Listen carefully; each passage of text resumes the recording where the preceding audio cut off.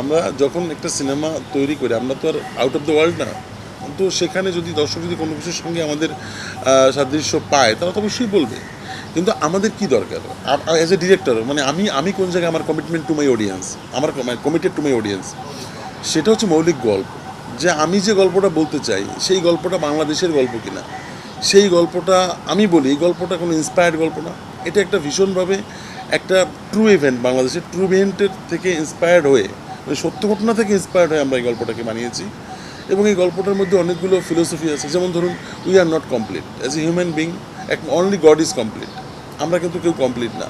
তো এরকম ছোটো ছোটো অনেক সেটেল অনেক অনেক অনেক মেসেজ বলবো না, অনেক বিষয় থাকবে যেটা দর্শক ফিল করবে একজন বাংলাদেশি অডিয়েন্স হিসাবে। এবং এই গল্পে মেডিকেল থ্রিলারের মতো একটা বিষয়, মেডিকেল থ্রিলার বলবো না, আমি বলবো যে মেডিকেলের যে করাপশন নিয়ে একটা বড় জায়গা আছে, সেটা দর্শক রিলেট করতে পারবে। কারণ স্বাস্থ্য খাতের মতো একটা জায়গা যেটা মানুষের মৌলিক চাহিদা, সেখানটাকে আমরা ফোকাস করেছি। So as a director, as a writer, আমার সাথে যারা কো রাইটার, সবাই মিলে আমরা কী চেষ্টা করেছি, এমন একটা গল্প, এমন একটা সাবজেক্টকে অডিয়েন্সের সামনে আনতে, সেটা করতে গিয়ে যদি স্ক্রিন প্লেতে যদি কেউ এরকম বাইরের সিনেমার যদি কেউ সাদৃশ্য পায়, তাকে দর্শককে তো অবশ্যই আমরা তারা যে আমাদেরকে এত খেয়াল করেন, আমাদের কন্টেন্ট নিয়ে তারা যে এই যে কনস্ট্রাকটিভ আলোচনা করুন, প্রশংসা বলুন, সব কিছুকে আমি অ্যাপ্রিসিয়েট করি। This is the process, this is the beauty of film making. কিন্তু আমি আমার জায়গাটা সৎ কিনা অ্যাজ এ মেকার, যে আমি একটা মৌলিক গল্প দর্শকদের দিব, যে দর্শক দেখে, কারণ একটা গল্প দেখতে দর্শক হলে যায়, হলে গিয়ে সে যেন একটা গল্প দেখে হল থেকে বেরোনো, যে বলায় মনে হয় তার যে না একটা দারুণ গল্প দেখেছি, সেই জায়গাটায় I am very committed to my audience, to the audience of Bangla cinema. As a director and writer আমি সবসময় ভালো সংলাপকে ইম্পর্টেন্স দিই, কারণ আমি মনে করি যে একটা ভালো সংলাপ অডিয়েন্সের মধ্যে একটা ভালো ইম্প্যাক্ট তৈরি করতে পারে।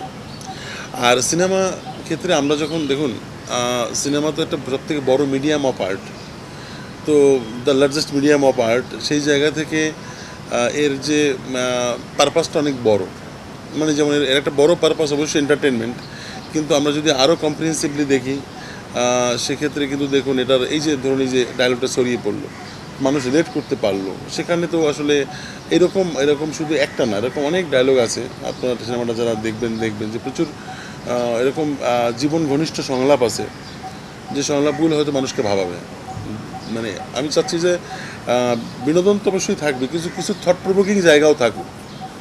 তো এটা মানুষের সেটা মানুষ রিলেট করতে পেরেছে, এবং এই ডায়লগটাও মানুষ বলেছে this is very thought provoking, যে এই ডায়লগটা নিয়ে কথা বলা যায়, 2 মিনিট ভাবা যায় যে আমরা আসলেই সত্যিই কেমন।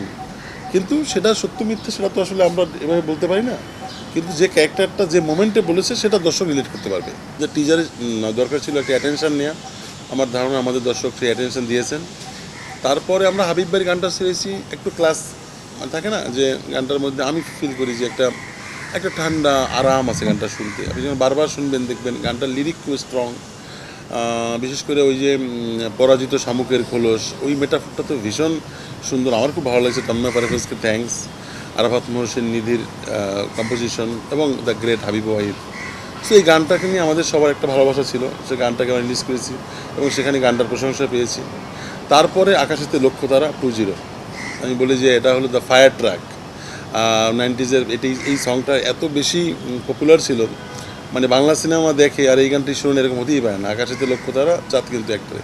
সেটাকে এই সময় এসে আমাদের রকস্টার মিলাকে দিয়ে গানটা করিয়েছি, এবং তো সেই মিলা, ব্ল্যাক জ্যাং, ইমন ভাই আমাদের মিউজিশিয়ান, আমাদের কম্পোজার, দ্য গ্রেট কম্পোজার, তো শওকত আলী ইমন ভাই, তো তার সবাই মিলে একটা যে দারুণ, আমার মনে হয় এই গানটাও দর্শকের ভালো লাগবে, সেই জায়গায় আছে। সো আমরা ঠিক আছে, কিন্তু আমি একটা জিনিস বিশ্বাস করি, প্রমোশনাল কন্টেন্ট তো 2 minute 3 minute 5 minute kind of এরকম, কিন্তু থিং ইজ দ্যাট আমি বিশ্বাস করি সিনেমাটা আসলে ভালো হতে হবে, এবং সিনেমাটা ভালো হলেই দর্শকের মুখে মুখে ছড়িয়ে পড়বে। কারণ আপনার কিন্তু ফার্স্ট শোয়ের পরেই দর্শক বলে দেবে যে সিনেমাটা দেখবেন কি দেখবেন না। সো আমি মনে করি যে সেই জায়গা থেকে আমরা সেই সিনেমাটা থেকে বেশি গুরুত্ব দিয়েছি। মানে প্রমোশনে তো অবশ্যই প্রমোশনের গুরুত্বপূর্ণ পার্ট, বাট আমি সিনেমাটাকে যতটা সম্ভব সিনেমাটাকে ফাইন টিউন করে অডিয়েন্সের সামনে আনা যায়। এই সিনেমার সাউন্ড ডিজাইন, এই সিনেমার সিনেমাটোগ্রাফি, এই সিনেমাটার টেকনিক্যাল দিকগুলো বলছি, আশা করি দর্শক ভীষণভাবে এনজয় করবে।